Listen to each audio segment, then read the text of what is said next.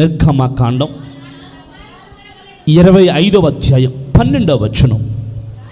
దానికి 4 బంగారు ఉంగరములను పూత పూసి ఒక పక్కన 2 ఉంగరములు, ఎదుటి పక్కన 2 ఉంగరములు ఉండునట్లు దాని 4 కాళ్లకు వాటిని వెయ్యవలెను. స్తోత్రం చెప్పండి.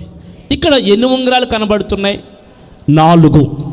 పిల్లరా వినండి, 4. ఇప్పుడు అధికారం అనే ఉంగరం, 2 శత్రువు మీద అధికారం అనే ఉంగరం. ఈ 3వ ఉంగరపు నమూనా 1 కాదు 4 కనబడుతున్నాయి. వినండి, ఆ అధికారానికి ఒకడు చాలు. వినాలి, ఆ అధికారానికి ఒకడు చాలు. కానీ ఇక్కడ దేవుడు చెప్తున్న ఈ పనికి 4 ఉంగరాలు కావాలి. చెప్పండి, ఎన్ని కావాలి? 4 ఉంగరాలు కావాలి. ఇది దేనికి ఉంగరాలంటే, మన గతంలో 30 రోజుల ప్రార్థన జరిగినప్పుడు మందసములో ఉన్న ఆశీర్వాదాలు అనే కొన్ని రోజులు కొన్ని వాక్యాలు మీకు తెలియచేశాం. పిల్లరా, మందసం మీద పలకలు, మందసంలో పలకలు, పాత్ర, మన్నా, కేరూబులు, కరుణాపీఠం, చుట్టూ జవ, ఇత్తడి రేకు, తుమ్మకర్ర, వీటి కోసం చెప్పాను. ఇప్పుడు ఆ మందసం మొయ్యాలంటే ప్రియులారా, దానికి ఖచ్చితంగా 4 ఉంగరాలు ఉండాలి. ఇప్పుడు ఈ ఉంగరం చేతికి ధరించే ఉంగరం కాదు, కానీ ఈ ఉంగరం మందసానికి ఏకాండముగా, మందసానికి ప్రియులారా మోయటానికి చేయబడిన ఉంగరం. బాగా వినండి, మందసం మోయడానికి చేయబడిన ఉంగరం. ఇప్పుడు ఈ ఉంగరం, ఇప్పుడు 4 ఉంగరాలు ఉంటాయి. దాని అర్థం చేతికి పెట్టే ఉంగరం కాదు, గుండ్రంగా ఉండే రింగు లాంటి ఉంగరం అని అర్థం. ఇదే ముద్ర ఉంగరం, ఇదే అధికారం కలిగిన ఉంగరం. ఇప్పుడు ఇదే ఉంగరం ఎక్కడ పెట్టబడుతుందంటే, ఇగో ఈ మందసానికి ఇక్కడ ఒక ఉంగరం, ఇక్కడ ఒక ఉంగరం పెట్టబడుతుంది. ఇప్పుడు ఈ 2 ఉంగరాల్లో నుండి ఒక కర్ర, యేసయ్య చెప్పినట్టు ఒక కర్ర దూర్చబడి, ఈ 2 కర్రల్ని ఎవరు ఎత్తుకుంటున్నారంటే యాజకులు ఎత్తుకుంటున్నారు. అలాగనే ఈ పక్కన కూడా 2 ఉంగరాలు అతికింపబడి, ఈ 2 ఉంగరాల నుంచి మరొక కర్ర, అర్థమైందండి, మందసానికి ఆ కర్ర అందులో పెట్టబడి, ఎదరొకళ్ళు వెనకాలొకళ్ళు అలాగన 2 పక్కల ఈ 4 ఉంగరాలు పెడితే 4 ఉంగరాల్లో నుండి ఈ మందసపు బరువంతా, బాగా వినండి, ఈ మందసపు బరువంతా యాజకులు లేపినప్పుడు ఈ మందసపు బరువంతా ఈ 4 ఉంగరాల మీదకి ఏం చేస్తుంది తెలుసండి? వస్తుంది. ఇప్పుడు ఉంగరం ఊడిపోయిందనుకో, ఒక మూల టక్కన కింద పడిపోద్ది. అర్థమైందండి? ఈ మందసం యొక్క ఉంగరం ఊడిపోయిందనుకో, దాన్ని రింగు అనాలి, ఉంగరం అని అన్నారు కనుక ప్రియులారా, అది ఉంగరపు మాదిరిగా ఉండాలి కనుక ఆ ఉంగరం లోపల నుంచి మోత కర్రలు పెట్టాడు. ఎప్పుడు ఈ ఉంగరం దీనితోనే ఉండాలి, ఇది విడదీయడానికి అవకాశం లేదు. ఈ మోతకర్ర ఎప్పుడు కూడా ఈ మందసంలోనే ఉండాలి, మోతకర్ర కూడా తీయడానికి అవకాశం లేదు. ఇప్పుడు ఈ మందసంతో ఈ ఉంగరం అతికింపబడింది. ప్రియులారా, మీరు వినండి, ఈ రోజున ఈ మందసానికి ఎన్ని ఉంగరాలు ఉన్నాయి చెప్పండి? 4. ఎన్ని ఉన్నాయి చెప్పండి? 1, 2, 4 ఉన్నాయి. ఇప్పుడు మందసం మోయడానికి 4 ఉంగరాలు ప్రియులారా 4 పక్కల కాయబడ్డాయి. ఈ మందస బరువంతా 4 పక్కల ప్రియులారా ఒక్కొక్క ఉంగరం మీద బరువు మోపబడింది. స్తోత్రం చెప్పండి. ఈ 4 ఉంగరాలు ప్రియులారా ఈ 4 ఉంగరాలను మోసే 4 ఉంగరాలు ప్రియులారా పెట్టబడిన కర్రల్ని యాజకులు ఇలా లేపుతూ ఉంటే మందసం పైకి లేస్తుంది. వాళ్ళు మోసుకుని వెళుతుంటే నా ప్రియులారా మోసుకున్న దూరం మోయబడుతుంది, మరలా ఓ చోట పెట్టబడుతుంది. ఈ మందసం నుండి ఉంగరం ఊడిపోకూడదు. ఈ ఉంగరం ప్రియులారా స్థిరంగా ఉంటేనే కానీ ఈ మందస బరువుని ఈ ఉంగరం మోయలేదు. ఈ రోజున బాగా వినండి, ఇప్పుడు దేవుని సన్నిధి సంఘమనే దేవుని సంఘమనే ప్రియ మందసానికి నీ ఒక ఉంగరముగా మారాలి. ఆ ఉంగరముగా మారిన నీవు సంఘములో ఉన్న బరువుని, సంఘములో ఉన్న బాధ్యతని ఒక పాత్రగా నువ్వు మొయ్యగలగాలి. స్తోత్రం చెప్పండి. యేసు ప్రభు దగ్గరికి ఒక రోగిని మోసుకొచ్చారు. మంచంతో పాటు 4 వ్యక్తులు 4 కాళ్ళు పట్టుకుని ఎక్కడ తీసుకొచ్చారు?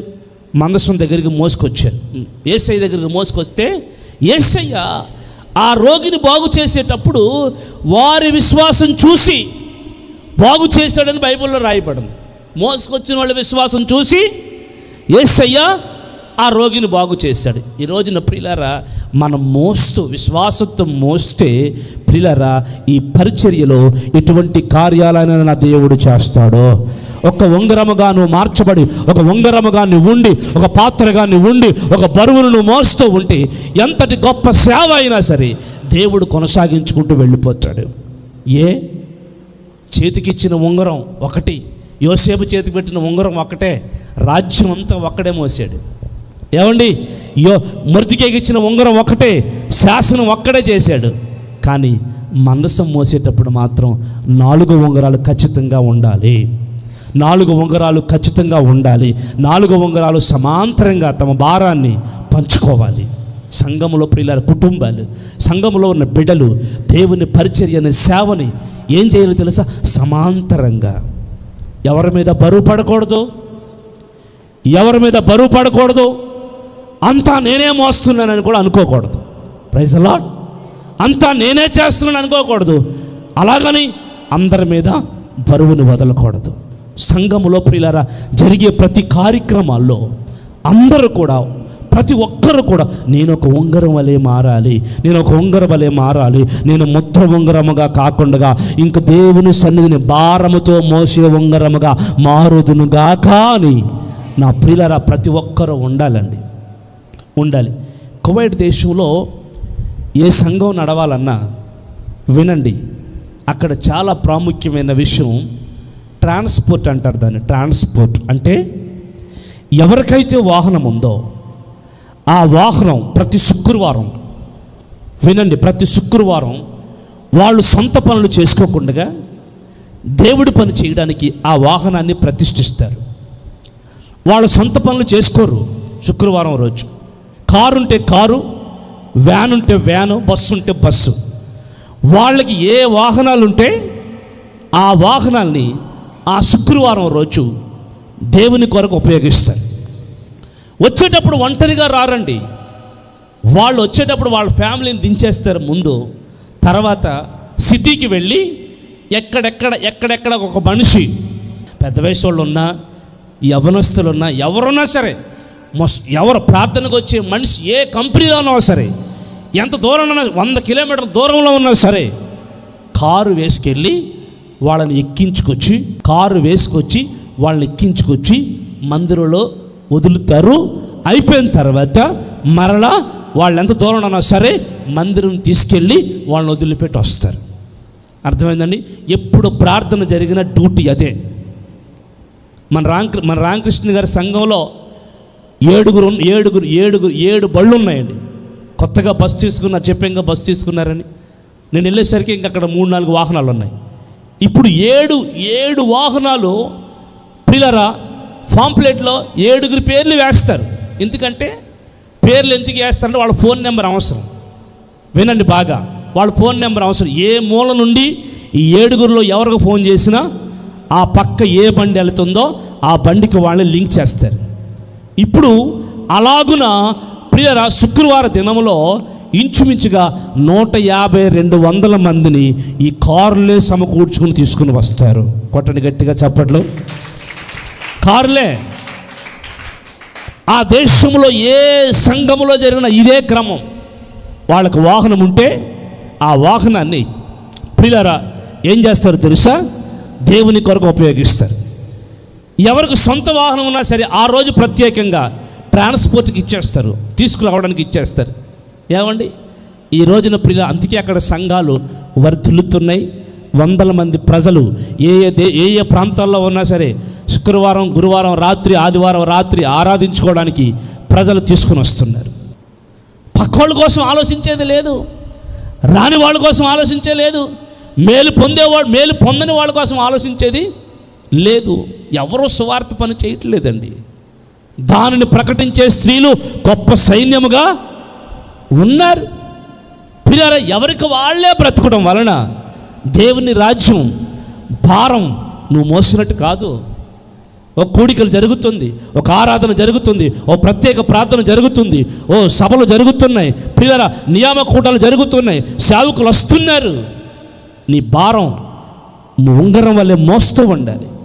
పిల్లరా, అంత మాత్రమే కాదు, నీ భారం సహకరిస్తూ ఉండాలి.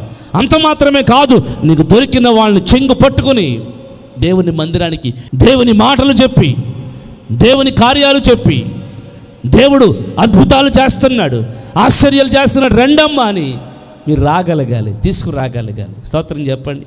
ఏది నీ భారం? ఉంగరంగా ఉన్నావా? ఇప్పుడు అధికారం అంటే నాకు కావాలన్నా, ఓకే నీకు కావాలి.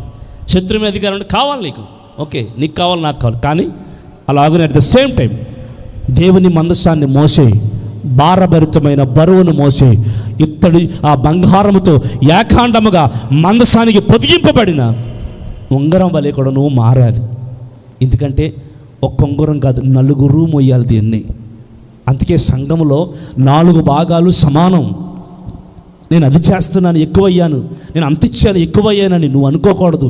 వాళ్ళు ఏమీ చేయట్లేదు తక్కువయ్యారని నువ్వు అనుకోకూడదు. ఎవరు చేసే తగ్గట్టుగా, ఎవరు చేసే సమయాన్ని వాళ్ళు చేస్తారు, ఎవరు చేసేటప్పుడు వాళ్ళు చేస్తారు. కొన్నిసార్లు చేసినప్పుడు సందర్భాన్ని బట్టి చెప్పవలసి ఉంటుంది, కానీ కొన్నిసార్లు చేసినా సరే సందర్భం లేక చెప్పవలసిన అవసరం ఉండదు. కొన్నిసార్లు ప్రియారా ఎలాగుంటుందంటే, అయ్యా నేను చేసేది ఎవరికి చెప్పకండి అని కొంతమంది అంటారు. కానీ ఒక్క మాట చెప్తాను, ఎవరు చేసినా ప్రియారా ఎప్పుడు చేసినా కానీ పరిచర్య భారం మాత్రం ఏదో ఒక రకంగా వాళ్ళ మీద పడుతుందని మాత్రం నేను తెలియజేస్తున్నాను. మోస్తున్నారని మాత్రం తెలియజేస్తాను. సంఘానికి నువ్వు దశంభాగాలు ఇచ్చినా, సంఘానికి నువ్వు కానుకలు ఇచ్చినా, సంఘానికి ప్రతిష్టార్పణలు ఇచ్చినా, సంఘానికి మొక్కుబళ్ళు చేసుకుని కృతజ్ఞతార్పణలు ఇచ్చినా, నువ్వు ఏది చేసినా నువ్వు భారాన్ని మోస్తున్నావన్న సంగతి మర్చిపోవద్దని తెలియజేస్తున్నాను. అలాగనే నువ్వు ఎలా మోస్తున్నావో నీ పక్కన మోసేవాళ్ళ భారం నీకు తెలియకపోయినా వాళ్ళు కూడా దేవుని మందిరంలో ఏదో ఒక భారాన్ని మోస్తున్నారన్న సంగతి నువ్వు అర్థం చేసుకోవాలి. ఎవరిని తృణీకరించొద్దు, ఎవరిని కొట్టివేయొద్దు, ఎవరిని తక్కువగా చూడొద్దు, ఎవరిని బాధ పెట్టేలా మాట్లాడొద్దు. పిల్లరా, ఈ సేవా భారం అనేది ఒక్కరి మీద ఉండదు, అందరి మీద, నలుగురి మీద, 4 స్తంభాల మీద, 4 కుటుంబాల మీద, 40 కుటుంబాల మీద ఈ సేవా భారం వెళుతుంది. ఒకసారి 4 కుటుంబాలు వస్తాయి, ఇంకోసారి ఇంకో 4 కుటుంబాలు వస్తాయి, ఒకసారి 4 వ్యక్తులు వస్తారు, ఇంకోసారి 4 వ్యక్తులు వస్తారు. నా పిల్లలు, ఈ రోజున ఎవరు మనకు కనపడరు పైకి, కానీ ప్రతి వారు ఏదో ఒక భారాన్ని మోస్తారు, ఏదో ఒక భారాన్ని మోస్తూనే ఉన్నారు.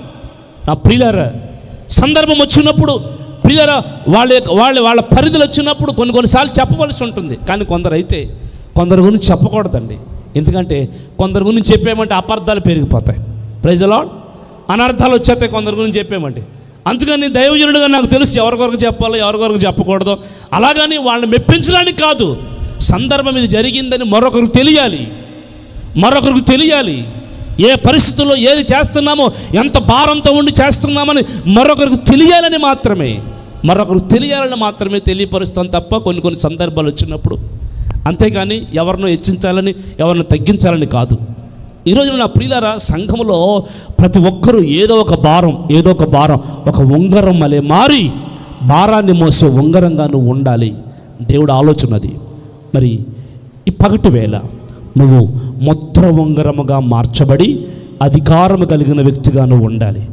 రెండోది, శత్రువు చేతుల్లోంచి తీయబడి ఆ మొర్దెకై చేతికి ఇయ్యబడిన అధికారం, జీవ పునరుద్ధానం అధికారం కలిగిన ఉంగరముగా మారాలి. మరణ పంచులు దాటి, అపవాది అనే శత్రువు యొక్క ఆలోచనలు దాటుకొని జీవ పునరుద్ధానంలో నిలిచి ఉండే వ్యక్తిగాను మారాలి. అంత మాత్రమే కాదు, దేవుని సముఖములో మందసాన్ని భారంతో మోస్తూ, మందసం యొక్క బరువుని మోస్తూ, సంఘములో నీకు ఇవ్వబడిన బాధ్యత, నీకు అప్పగింపబడిన బాధ్యతలో నీ బరువుని మోస్తూ దేవుని సన్నిధిలో మీ జీవితాల్ని దేవునికి అప్పగించుకునే వ్యక్తులుగా మీరు మారాలి. అలాగున మీరు మారి దేవుని కొరకు రాబోయే రోజుల్లో ఇది మొదలుకొని నిలిచి ఉందురుగాక. ఆమేన్, ఆమేన్.